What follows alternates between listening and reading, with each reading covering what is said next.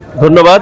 আমাদের পেট্রোল পাম্পগুলোতে মোটরসাইকেলের উপচে পড়া ভিড় দেখে মূলত পেট্রোল পাম্পগুলোর পরিস্থিতি কি, আমাদের জ্বালানি তেলের ক্রাইসিসটা সত্যি না এটা কৃত্রিম, এগুলো যাচাই করার জন্য আমরা আজকে একটি ভিন্ন মডেলে অভিযান করেছি।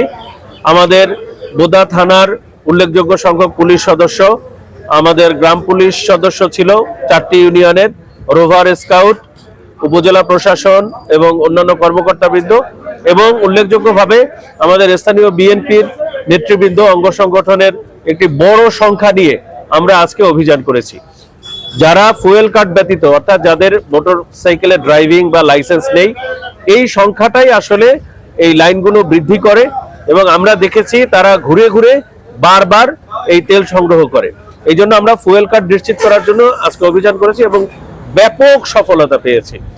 এইখানে আপনি দেখবেন এই যে এটি পৌরসভার প্রধান এটি ফিলিং স্টেশন, এখানে সবচেয়ে বেশি চাপ থাকে, অথচ আমাদের পেছন পর্যন্ত মোটরসাইকেল, এরপর আর লাইন নেই, যেটি অন্যান্য সময় প্রতিদিন হাফ কিলো 1 কিলো পর্যন্ত ছড়িয়ে যেত। এর আগে আমরা সুবহানাকা পাম্পে গিয়েছি, সেখানে এখন মোটরসাইকেলই পাওয়া যাচ্ছে না। পেট্রোল পাম্প মালিকরা মোটরসাইকেল ডেকে ডেকে তেল দিতে হচ্ছে যাদের ফুয়েল কার্ড আছে। এটি প্রকৃত চিত্র।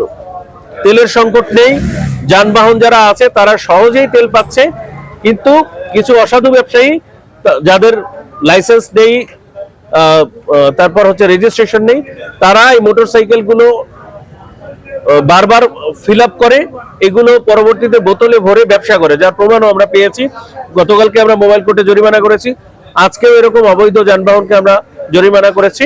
আশা করছি আজকের পর থেকে আমাদের উপজেলায়, পঞ্চগড় জেলার বোদা উপজেলাতে আর এই তেলের জন্য অহেতুক লাইন আর হবে না।